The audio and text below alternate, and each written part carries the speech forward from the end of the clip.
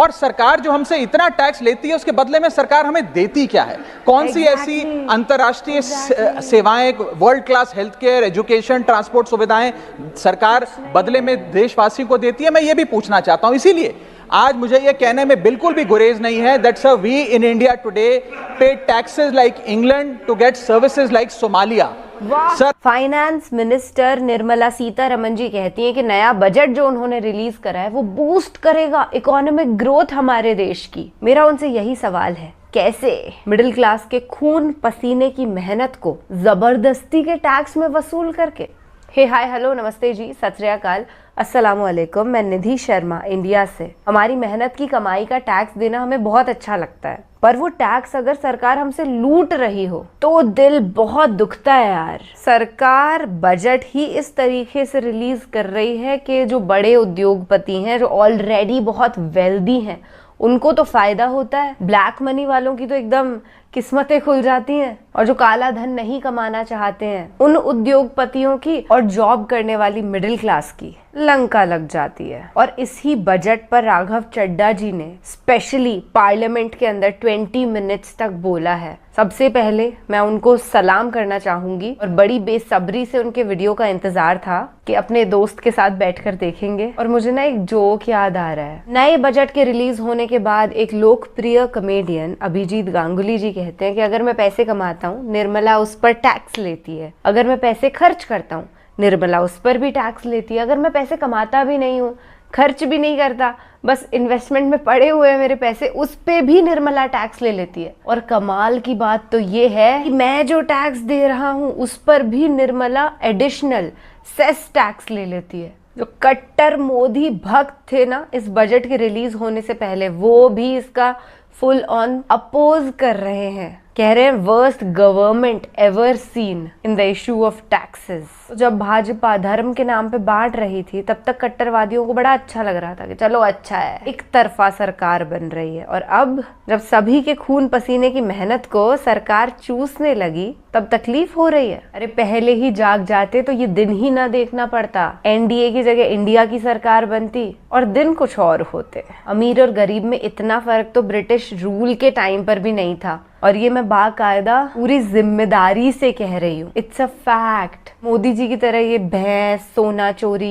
ये सब हवाई बातें हमें नहीं आती और ना राघव चड्ढा जी को आती हैं। तो एक बार उन्हें सुन लेते हैं, उसके बाद अपनी आपसी वार्तालाप को बरकरार रखेंगे। श्री राघव चड्ढा जी। सर, आमतौर पे देखा जाता है 20 मिनट्स। सर, आमतौर पे देखा जाता है कि जब भी वित्तीय बजट देश में प्रस्तुत किया जाता है तो देश के कुछ वर्ग उस बजट से खुश होते हैं और कुछ वर्ग उस बजट से निराश होते हैं। लेकिन इस बार सरकार ने वो अचीव कर लिया जिसे अचीव करना संभव ही नहीं था। इस सरकार ने इस बजट से लगभग देश के हर वर्ग को निराश किया। They have managed to displease all sections of our society. In fact sir, Bharatiya Janata party के अपने समर्थक भी, अपने वोटर भी इस बजट से बेहद निराश हैं। सर, बजट 2024 में अगर आप सर इनको मुझे बोलने दीजिए, नहीं तो मैं if you want me to yield मैं बैठ जाता हूं सर। आप बैठो, आप बोलने दो। माननीय सदस्य, आप बोलो ना। माननीय सदस्य, क्या प्रॉब्लम है? कृपया बैठे। बैठो आप। क्या बैठ जाए? बैठो आप। प्लीज बैठे। आप बोलिए चड्ढा, प्लीज कंटिन्यू बोलिए।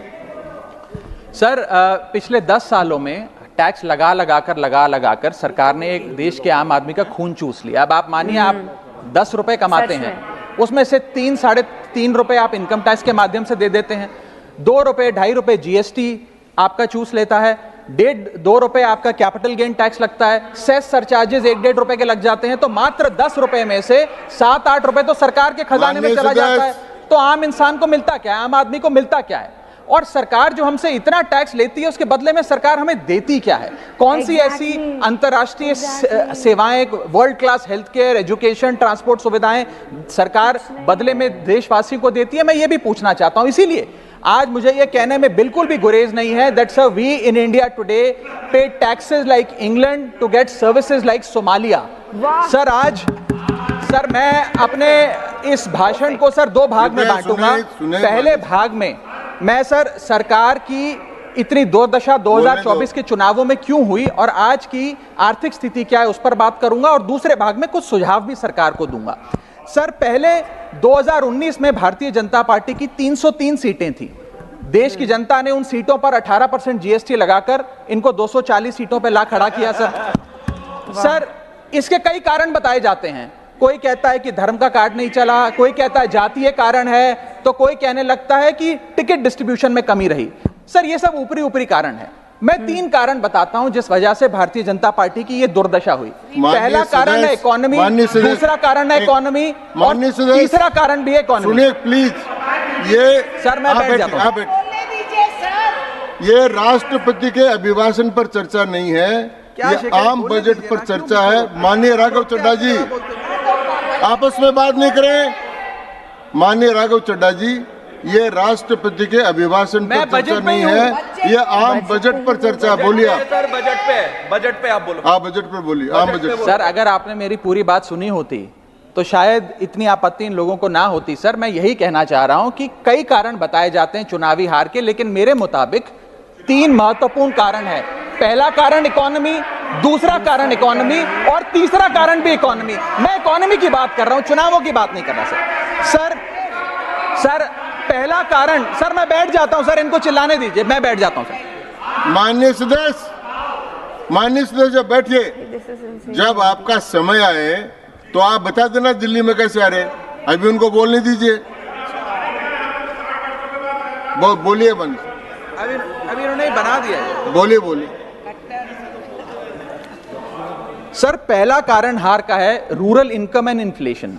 सर, भारत की 60% से ज्यादा आबादी सर गांव में बसती है, लेकिन आज सर ये ठीक नहीं है। सर, इनकी तबीयत खराब है, इनके पेट में क्यों दर्द हो रहा है? इनकी तबीयत खराब है, क्या दिक्कत है? इनके पेट में दर्द हो रहा है, इनकी तबीयत खराब है क्या सर? आज आप बैठिए, बैठ जाए। माननीय सदस्य कृपया बैठे, बैठ जाए। मन कृपया बैठे।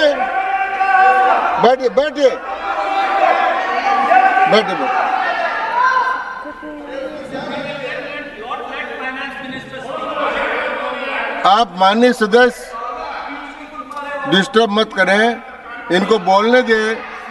आपको बोलने का अवसर मिलेगा, अब इनको बोलने दें। हाँ सर, मैंने 2.5 मिनट बोला, उसमें 5 बार इन्होंने इंटरप्ट किया है। मैं अपना समय सूद समेत इनसे वसूलूंगा। सर मैं आगे चलता हूं। सर, इस देश में पहला मेरा कारण था, ब्याज की आदत ठीक नहीं है। Sir, rural income and inflation. Sir, आज rising rural inflation, rural unemployment, low crop yield, income inequality, farmer debt, high input cost, low income, no MSP और क्रॉप लॉसेस के चलते ये आलम है सर कि रूरल इनकम ग्रोथ वित्तीय वर्ष 23-24 में डेकेडल लो पे। और सर, इसी के साथ साथ किसानों की आय दुगना करने का वादा था, स्वामीनाथन कमीशन के अनुसार एमएसपी देने का वादा था। वो वादे जब पूरे नहीं हुए तो आलम यह है सर कि पिछले 25 महीने लगातार रियल रूरल वेजेस डिक्लाइन पर हैं लगातार। और इसके साथ साथ यूपीए के दौरान, कांग्रेस पार्टी की सरकार के दौरान फार्म वेजेस में 8.5% का इजाफा देखा गया था। एनडीए 1 के दौरान 3% और एनडीए 2 के दौरान -0.6% का इजाफा देखा गया, यानी कि रूरल वेजेस गिरती जा रही हैं। सर, मैं ऐसे साधारण भाषा में समझाता हूं। सर 2014 में एक दिहाड़ी मजदूर एक दिन की अपनी दिहाड़ी से 3 केजी अरहर की दाल खरीद सकता था। सर आज वही दिहाड़ी मजदूर वर्ष 2024 में एक दिन की दिहाड़ी से 1.5 केजी अरहर दाल खरीद पा रहा है, यानी कि महंगाई भी बढ़ रही है और उसकी आमदनी भी घट रही है। इसका नतीजा क्या हुआ सर? इसका नतीजा यह हुआ कि इनका वोट शेयर घटा। रूरल एरियाज में 5% भाजपा का वोट शेयर घटा। इनके खुद के यूनियन एग्रीकल्चरल मिनिस्टर चुनाव हार गए और 398 रूरल सीट्स में से 2019 में इनको 236 मिली थी, आज 398 सीट्स में से इस बार मात्र 165 सीटें मिली हैं, यानी कि रूरल इंडिया में इनको नकार दिया गया है। सर दूसरा मेरा जो आज देश में आर्थिक स्थिति है जिसके कारण इनकी भी ये चुनावों में दशा हुई, उसका है फूड इन्फ्लेशन। सर थाली का बजट बिगड़ गया। सर आटा हो, दूध हो, चावल हो, दही हो, हर वस्तु पे महंगाई का आलम है, जीएसटी का आलम है और लगातार इस देश में फूड इन्फ्लेशन बढ़ता जा रहा है। 9 से 9.5% के लगभग आसपास फूड इन्फ्लेशन मंडरा रही है सर इस देश में। और मैं पूछना चाहता हूं सरकार से कि वो कमोडिटीज जिसमें हम सेल्फ सफिशिएंट थे, वो कमोडिटीज जिसमें हम एक्सपोर्ट किया करते थे, उसमें कैसे महंगाई घुस गई? और अगर वो कमोडिटीज भी महंगी हो गई हैं तो उसका फायदा किसान को क्यों नहीं मिलता? वो सारा पैसा जा कहां रहा है? ये एक बड़ा महत्वपूर्ण सवाल है सर। आटा 2014 में 21 रुपए प्रति केजी बिका करता था, आज 42 रुपए प्रति केजी हो गया है। दूध 30 रुपए प्रति लीटर के आसपास बिका करता था वर्ष 2014 में, आज 2024 में 70 रुपए प्रति लीटर बिकता है। सर देसी घी 2014 में 300 रुपए प्रति केजी पे बिका करता था, आज 2024 में 675 रुपए प्रति केजी बिकता है। अरहर की दाल 80 रुपए प्रति केजी बिका करती थी 2014 में, आज 230 रुपए प्रति केजी बिक रही है। और न जाने कितनी वस्तुओं के दाम आसमान छू रहे हैं सर। और अगर यही रफ्तार रही महंगाई की तो जितनी रफ्तार से 303 से 240 पर आए हैं, उससे तेज रफ्तार से 240 से 120 पर आएंगे सर ये लोग। Sir third reason is unemployment, यानी कि बेरोजगारी। सर इनफॉर्मल सेक्टर हो या फॉर्मल सेक्टर हो, अनऑर्गेनाइज सेक्टर हो या ऑर्गेनाइज सेक्टर हो, हर जगह अनएम्प्लॉयमेंट है। और सीएमआई की रिपोर्ट यह बताती है कि अनएम्प्लॉयमेंट दर ऑर्गेनाइज सेक्टर की इस देश में 9.2% है। अनऑर्गेनाइज सेक्टर की तो बात ही भूल जाइए, ऑर्गेनाइज सेक्टर की अनएम्प्लॉयमेंट दर 9.2% है। और हम लोग अपने देश के ह्यूमन रिसोर्सेज को किस कागार पे लाकर खड़ा कर दिया है उसका आलम देखिए सर। उत्तर प्रदेश सरकार के सचिवालय में पीएन की पोस्ट के लिए 368 नौकरियां निकली, 23 लाख लोगों ने उसके लिए आवेदन पत्र दिए। इंडियन रेलवेज के ग्रुप डी एम्प्लॉइज में 63,000 पोस्ट निकली, उसके लिए 2.5 करोड़ लोगों ने आवेदन पत्र दिए। 2.5 करोड़ ऑस्ट्रेलिया की आबादी से भी ज्यादा है sir. Sir 9,900 constable post Bihar police निकालती है, उसके लिए 11 लाख आवेदन पत्र आते हैं। और सर सारी चीजें छोड़िए, महाराष्ट्र सचिवालय के कैंटीन में 12 वेटरों को भर्ती करने के लिए जब आवेदन पत्र मांगे गए तो 7,000 लोगों ने आवेदन पत्र दिए, जिसमें कई पोस्ट ग्रेजुएट्स और ग्रेजुएट्स भी शामिल थे। सर ये बेरोजगारी का आलम है। चौथा, की सेक्टर स्टैग्नेशन।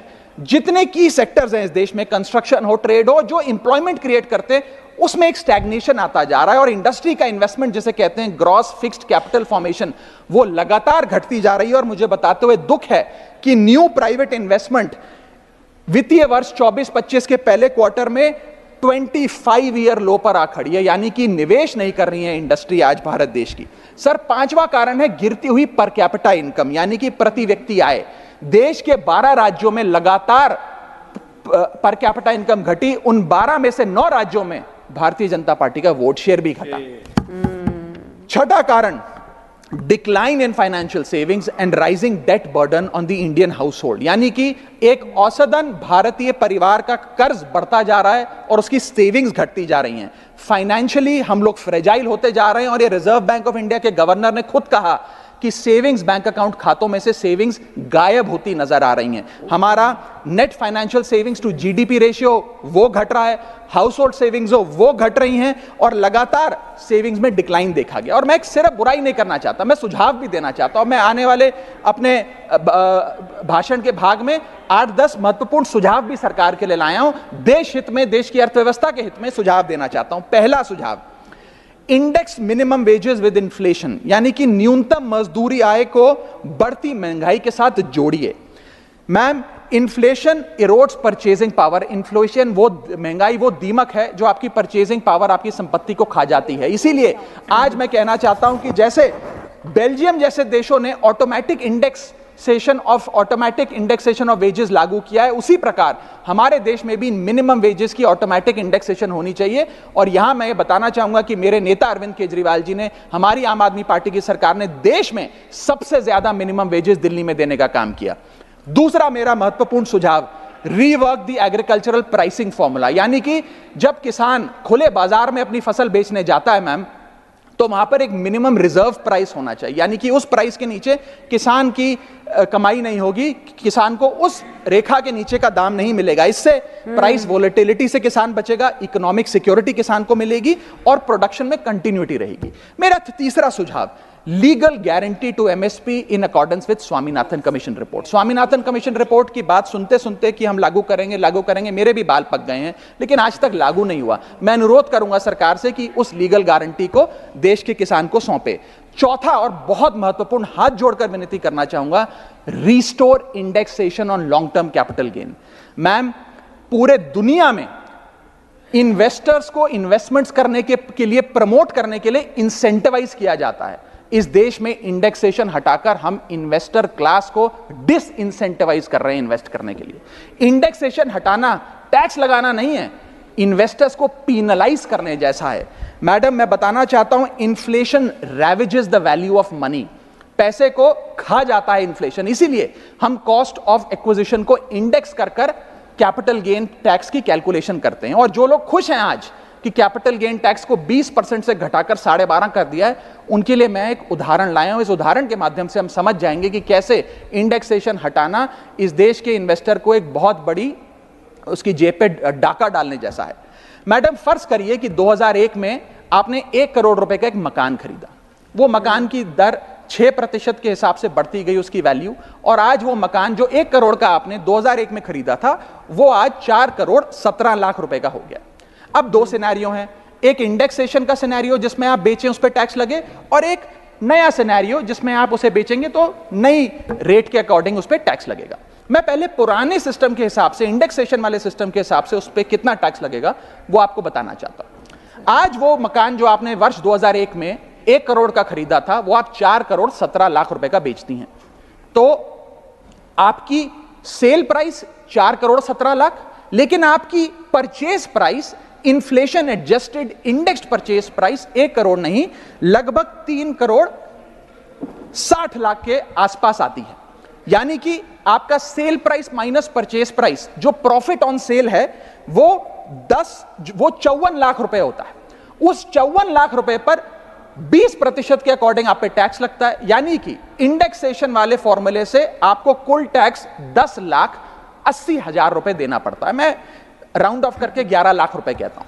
लेकिन जो नई व्यवस्था है जिसमें इंडेक्सेशन आपसे छीन लिया गया है, उसमें sale price 4 crore 17 lakh, cost price 1 crore, मुनाफा 3 करोड़ 17 लाख, उस पर 12.5% टैक्स, यानी कि टैक्स कुल मिलाकर आपका बनता है 39,62,000। यानी कि नई व्यवस्था में वही 1 करोड़ का मकान अगर आप बेचेंगे आज 4 करोड़ 17 लाख का, तो आपको लगभग 40 लाख रुपए टैक्स देना पड़ेगा, और पुरानी व्यवस्था में आपको मात्र 11 लाख रुपए टैक्स देना पड़ेगा। यानी कि 40 माइनस 11 लगभग 29 लाख रुपए का एडिशनल टैक्स आपको देना पड़ेगा मात्र 1 करोड़ रुपए के प्लॉट की सेल पर। यह है इंडेक्सेशन का खेल। इसीलिए indexation long term capital investments के लिए अति आवश्यक है। मैं सरकार से अनुरोध करूंगा कि उसे ना हटाएं, और आज मैं इस सदन में भविष्यवाणी करता हूं, अगर आपने इंडेक्सेशन वापस लागू नहीं किया तो 3 चीजें होने जा रही हैं इस देश में। पहला, रियल एस्टेट में इन्वेस्टमेंट गिरने वाली है और लोग अपना ड्रीम होम कभी नहीं खरीद पाएंगे। दूसरा, अंडर वैल्यूएशन होगी प्रॉपर्टी डील्स की, सब लोग सर्कल रेट पे प्रॉपर्टी खरीदेंगे बेचेंगे, कोई असल कीमत नहीं बताएगा। और थर्ड थिंग जो इस देश में होने जा रही है, रियल एस्टेट सेक्टर में भारी तादाद में ब्लैक मनी आने जा रहा है अगर आपने ये इंडेक्सेशन का फैसला वापस नहीं लिया। मेरा 5वां सुझाव सरकार को, फाइनेंशियल सेविंग्स को इंसेंटिवाइज करिए। डेट में, इक्विटी में, म्यूचुअल फंड्स में, बैंक डिपॉजिट्स में, फाइनेंशियल इन्वेस्टमेंट्स, और खास करके जो 24 से 36 महीने से अधिक लोग अपनी इन्वेस्टमेंट रखते हैं, उन्हें इंसेंटिवाइज करिए, टैक्स मत करिए, पीनलाइज मत करिए। और मैं कहूंगा आने वाले समय में आपको लॉन्ग टर्म कैपिटल गेन पे टैक्स अबॉलिश करने के लिए भी सोचना चाहिए, ना कि उसे सिर्फ कम करना चाहिए। छठा मेरा सुझाव, review, revise and simplify GST. GST जिसे गहरा संकट टैक्स या गब्बर सिंह टैक्स के नाम से आज देशवासी जानते हैं, रोटी हो, कपड़ा हो, मकान हो, हर चीज पे जीएसटी लगा लगा कर हमने इस देश के इन्फ्लेशन पर भी जीएसटी लगा दिया, सारी चीजें महंगी हो गई। मेरा सुझाव है सरकार से कि इस जीएसटी के पूरे फ्रेमवर्क को कॉम्प्रिहेंसिवली स्टडी कर रिवाइज करिए। एक्सपोर्ट ओरिएंटेड सेक्टर्स में जीएसटी कम करिए ताकि हम ग्लोबली कंपेटिटिव बन सकें। एसएमई सेक्टर जो नौकरियां देता है, छोटे उद्योग हैं, उसमें जीएसटी कम करिए, और एसेंशियल कमोडिटीज, दूध, दही, चावल, रोटी, चावल, आटा, उस पर कम से कम जीएसटी विड्रॉ करिए। मेरा 7वां सवाल, 7वां मेरा सुझाव, give more to states. India is a union of states. States की जेब में थोड़ा पैसा डालिए। कोलिशन पॉलिटिक्स के कंपल्शन हम समझते हैं कि आपको बिहार को, आंध्र प्रदेश को ज्यादा पैसा देना था, लेकिन उन राज्यों ने जिन्होंने आपको भरपूर वोट दिया, गुजरात ने, दिल्ली ने, मध्य प्रदेश ने, उड़ीसा ने, झारखंड ने, छत्तीसगढ़ ने, जिन लोगों ने अपने राज्यों की लगभग सारी सीटें आपकी झोली में डाल दी, उनसे क्या गलती हुई? उन राज्यों को आपने दिया एक एक झुंझुना और बाकी 2 राज्यों को पे सब कुछ लौटा दिया। तो ये डिस्क्रिमिनेटरी फेडरलिज्म नहीं होना चाहिए, कोऑपरेटिव फेडरलिज्म होना चाहिए। ये गुहार में लगाना चाहूंगा। और इस सरकार को एक बुरी आदत है सेस और सरचार्ज लगाकर पैसा वसूलने की। सेस और सरचार्ज वो टैक्स है सरकार का जिसे उन्हें राज्यों के साथ बांटना नहीं पड़ता, वो डिविजिबल पूल में नहीं जाता। इसीलिए सरकार सेस और सरचार्ज लगा लगाकर आम आदमी से पैसा वसूलती है। मैडम, अगर केंद्र सरकार 100 रुपए कमाती है तो उसमें से 18 रुपए सेस और सरचार्ज के जरिए कमाती है, यानी कि मात्र 82 रुपए, 100 में से 18 हटा दीजिए, 82 रुपए डिविजिबल पूल में जाता है जो राज्यों में बांटा जाता है। 18 रुपए सीधा सरकार की जेब में जाता है। मैं अनुरोध करूंगा कि सेस और सरचार्ज की या तो इस प्रथा को बंद करें या वो भी डिविजिबल पूल में डालकर स्टेट्स के साथ बांटे। मेरा 8वां सुझाव, जीएसटी कॉम्पनसेशन जो राज्यों के लिए बंद कर दिया गया है उसे कम से कम 5 साल और दीजिए। कई ऐसे राज्य हैं, तमिलनाडु है, महाराष्ट्र है, पंजाब है, गुजरात है, जिनकी अर्थव्यवस्था आज जीएसटी कॉम्पनसेशन के पैरों पे खड़ी हुई है, जो आज हमारे बजट का 10 से 15% हिस्सा इनकम का जीएसटी कॉम्पनसेशन से आता है। मैं अनुरोध करना चाहूंगा सरकार से कि कम से कम 5 साल और जीएसटी कॉम्पनसेशन देकर इन राज्य सरकारों की मदद की जाए। और अंत में बस मैं यही अपनी बात बोलकर खत्म करूंगा मैडम कि इस बजट ने टैक्स बढ़ा बढ़ाकर इस देश के आम आदमी के खून चूसने का काम किया। मैं अनुरोध करूंगा कि डायरेक्ट टैक्स हो या इनडायरेक्ट टैक्स हो, इस पूरी व्यवस्था पे एक बार फिर से गौर फरमाया जाए। जो मैंने शुरुआत में कहा था उसे दोहराऊंगा, हम 10 रुपए अगर कमाते हैं तो उस पर 3-3.5 रुपए इनकम टैक्स लगता है, उस पर 2 से 2.5 रुपए जीएसटी खा जाता है, 1.5 रुपए का कैपिटल गेन टैक्स लगता है, आधे पैसे का सरचार्ज और सेस लगता है, यानी कि 10 रुपए में से 6 से 7 रुपए सरकार की जेब में चले जाते हैं। यानी कि अगर आप साल में 10 रुपए कमा रहे हैं तो 7 से 8 महीने की जो आपकी कमाई है वो सरकार ले जाती है, मात्र 3-4 महीने की कमाई आपकी जेब में आती है और उस पर भी अन्य प्रकार के टैक्स लगते हैं।